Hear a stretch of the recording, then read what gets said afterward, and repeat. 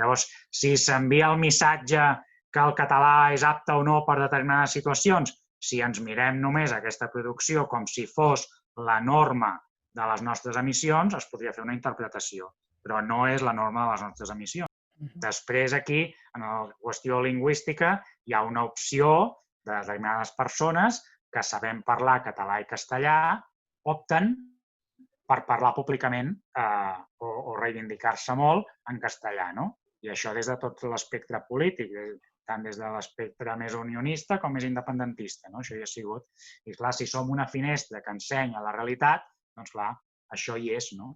També és molt important que hi hagi programació juvenil en català, també que hi hagi programació esportiva en català. Si no emetem partits de bàsquet en català, desapareix el bàsquet en català, no?